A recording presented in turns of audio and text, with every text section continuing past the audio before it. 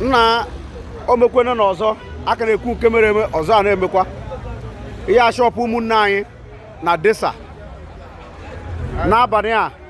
ga-ewetara akwụkwọ kpọrọ ndị uwe ojii ju everywhere si onye ọnwụna kwara ngwongwo ọ kwefuru ngwongwo ndị mmadụ n'ilo ihe ahụ shop ihe ahụ n'ilo ihe ahụ desa that is Ibejuleki local government before Eleko junction kwefuru otu ụmụnna anyị ha si ebu ngwongwo n'abalị kịta ga-abịa chụpụ anyị na shọpụ anyị onye ọnwụna kwara ngwongwo ha everybody na-akwa ngwongwo n'abalị ihe ahụ plaza dị na desa bus stop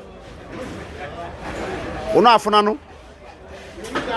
a na-eme ọzọ a na-emepụ ihe ahụ ma ndị eletrika ma ndị plọmba ọkụ na-afụna ngwongwo ụmụnne anyị ha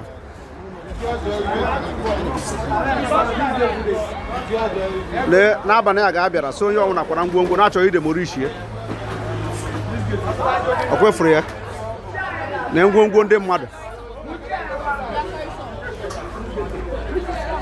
kwefuna ngwongwo ndị mmadụ juru n'ilo olube 30 minutes ndị a bịara ebe a so onye ukwu onye nta kwara ngwongwo ya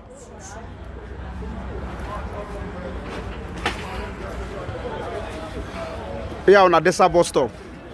before Ibejuleki before Eleko junction na Ibejuleki ọ ebe ọ na-eme ọ kịta ihe aka na-eme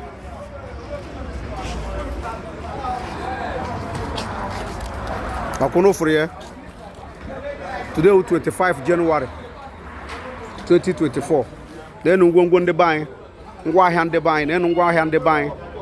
na shọpụ niile kwefu onye nke akwacha na ngwongwo ya na shọpụ ọ kwapụcha na-elo shọpụ yezi oye ọkwụnụfụrụ ya n'abalị a olube 30 minutes akpọrọ ndị uwe ojii kpọjuo everybody enwekwe notice enwekwe onye nyere notice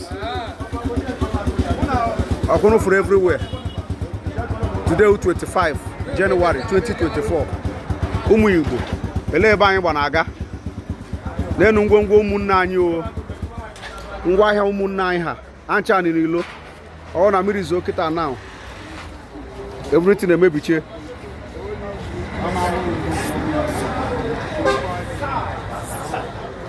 ihe awụ eletrika ọkwụnụfụrụ everything katon